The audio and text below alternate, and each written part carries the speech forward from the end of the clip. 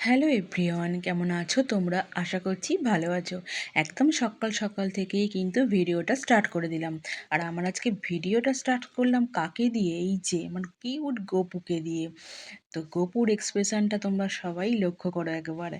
তো আমার এটা খুব কিউট একটা গপু। তো চলো ভিডিওটা দেখতে থাকো তাহলে। আর দেখো এই একজন কি করছে। স্কুল ড্রেস পরেছে, বিছানায় বসে খাচ্ছে। আজকে আছে পরীক্ষা। তো পরীক্ষা চলছে এখন। তো অনেকগুলো হয়েই গেল। তার সাথে সাথে আজকে একটা স্পেশাল দিনও। তো তোমরা আগের ব্লগেই দেখেছো যে নৈহাটি গেছিলাম জন্মদিনের পুজো দিতে। আজ করব তার সেলিব্রেশনটা।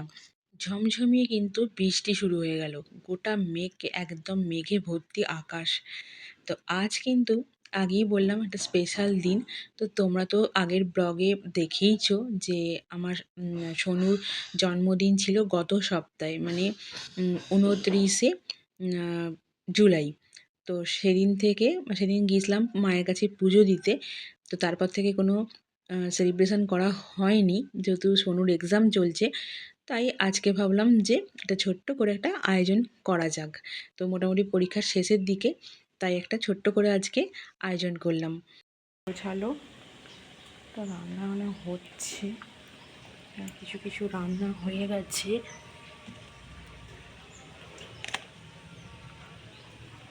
তো নিজে হাতে একদম রান্নাবান্না করে গোছ গাছ করে সুন্দর করে সোনুকে কিন্তু খেতে দিয়ে দিলাম দুপুরের খাবার।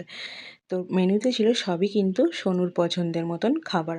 আর সব থেকে ওর বিশেষ করে পছন্দ পোলাও আর মাটন, তো সেটাও রেখেছিলাম। তো ওর পছন্দের মতন সব কিছু করবারই চেষ্টা করেছি একটু একটু করে। তো এই যে আমাদের বার্থডে বয় বসে পড়েছে।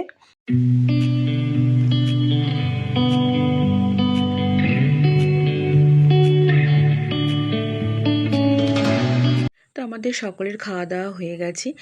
এবার ওপরটা একটুখানি বারান্দাটাতে একটু ছোট্ট করে ডেকোরেশন করে নেওয়া হচ্ছে একটু সন্ধেবেলা কেক কাটার জন্য।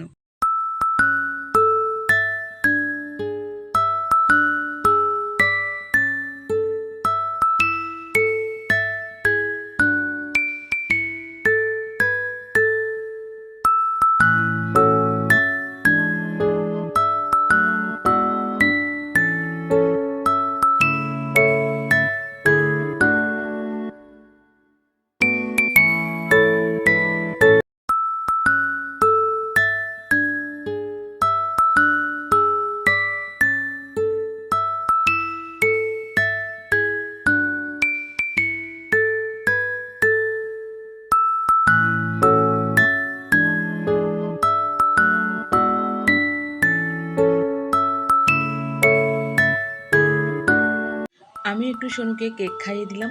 সোনু ভীষণভাবেই লোকজন পছন্দ করে। সোনু চায় যে প্রত্যেক বছরই ওর যেন জন্মদিনটা ওর কাছের মানুষেরা আসুক।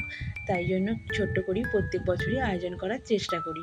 তো তোমাদের কেমন লাগলো ভিডিওটা অবশ্যই কিন্তু কমেন্ট করে জানিও।